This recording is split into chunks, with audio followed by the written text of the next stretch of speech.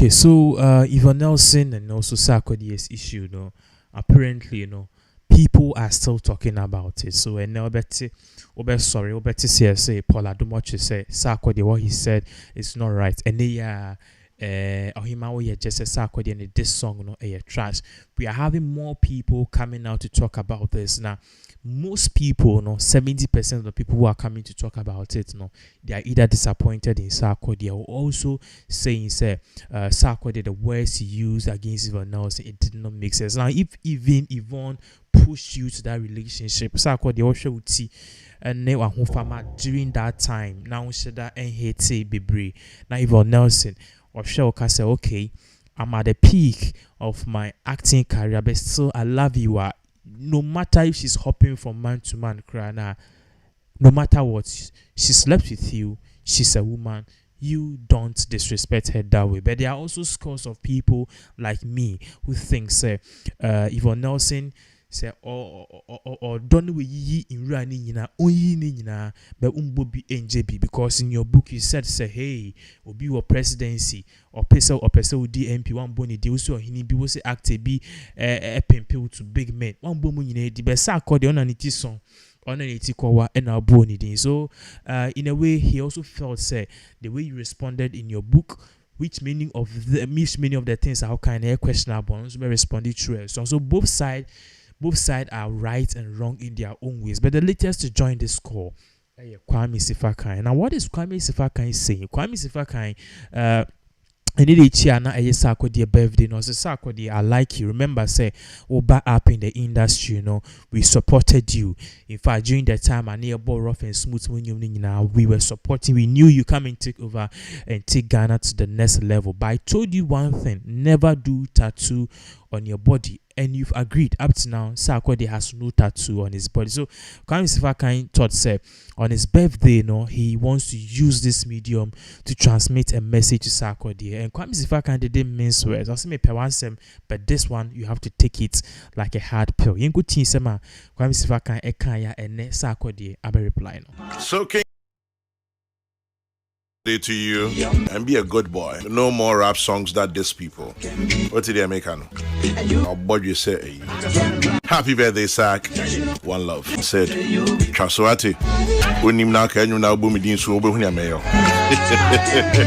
So King Sack, wherever you are, happy birthday to you and be a good boy. No more rap songs that diss people. What did they make? I'll boy you say happy birthday, Sack.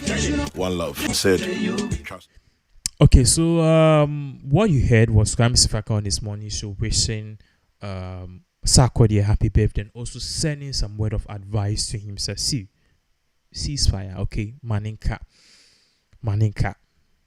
We all make mistakes. We are all human beings. So, and obviously, Sarkodie felt his family was on the verge of collapse, which means that they bit me divorce. Two, family issues, and also three, the image as a brand was being dented, and also the personality and psychological, it will really kill him. So okay, Yvonne see my a whole lot. So Sarkodie felt to respond. Obviously, this response, a lot of people don't like it, but yeah, baby.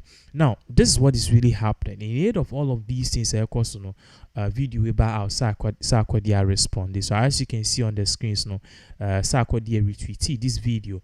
One of his followers says, Sarkodie, you have a missed call. Into Sarkodie retweeted video, no, Sarkodie posted, as you can see on the screen. So Chairman General Bakupe, what Okasape final, and Kabakubi.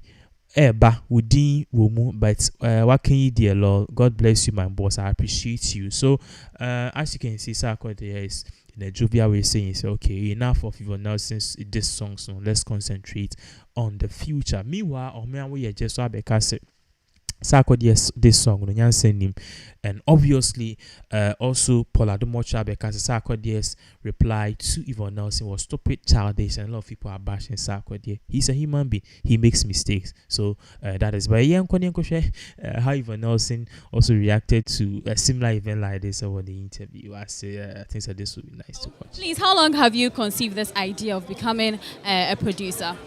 How long? This is my 11th year as a producer. So I've been doing this for 11 years. Yeah. How do you handle critics? How do I handle critics? I don't think about critics. I just do me. I'm sure Ghanaians should know me by now.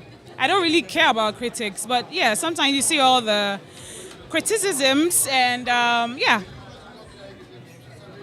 I believe it was in the news previously that you said, I believe that you said you are now doing things on your own. So how do you fund yourself with these people around you? There are lots of people in your production. How do you go about that? Yeah. I've always funded my movies, always, since day one. Do you Yeah. have any other business that you are doing? Yes, I have a daycare called Just Like Mama Daycare. It's at East Legon Hills. It's a preschool. So if you're watching me and you have a toddler at home, please pass by and come and take a tour. What has been your challenges so far? My challenges so far on this project, well, editing. I'll say editing. The editing took a while. I wasn't impressed at all with the first editor I was working with, so I had to change editors. Yeah, but so far so good. So how long do you put things together before you bring a movie out?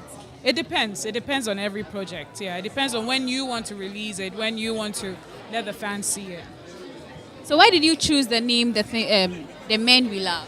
Because the story is about the men we love in our society, the special men we love in our society. So the story is about them. We have a group of men that we pay so much attention to. This movie highlights on such men. Do you have any other projects we should look up to? Yeah, I have a second one coming out with Majid as well, so people should watch out for that one. How do you select your actors and actresses?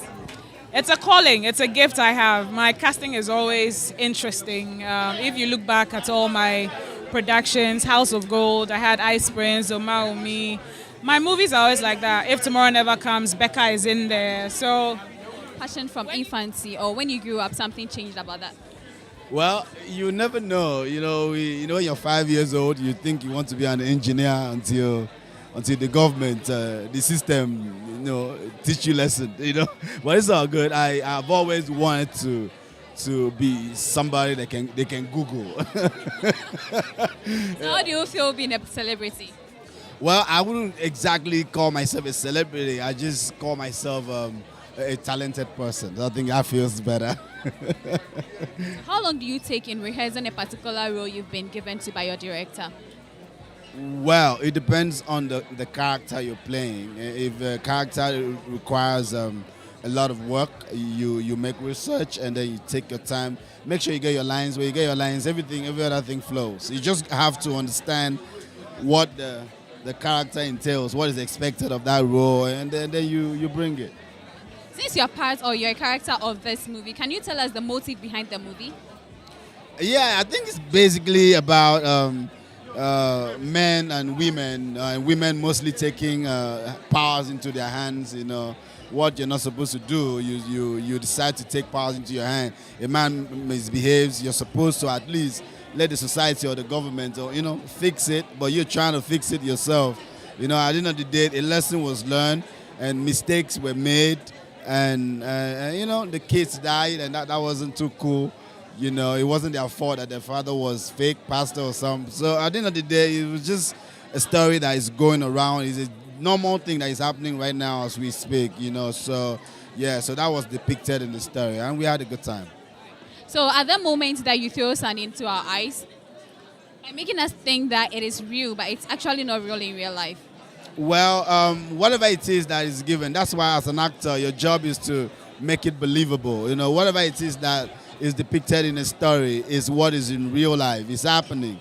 Even as we speak, it's happening. There are fake pastors out there. There are cheaters out there. There are people take feminism. There are a lot of things happening. People taking things into their matters into their hands and taking it personal. So basically, these things happen. So we just put it together in an hour, 30 minutes, and put it to the people yo, this thing is happening. So be careful what's happening out there. Yeah. So yeah. So what's your actual nationality? I'm a Nigerian, Ghana-based Nigerian comedian. So how were you able to merge with Ghanaians when you came here? Ghanaian and Nigerian are like siblings. The only difference is the fact that we are much more than you guys. That's the only difference. I think maybe our president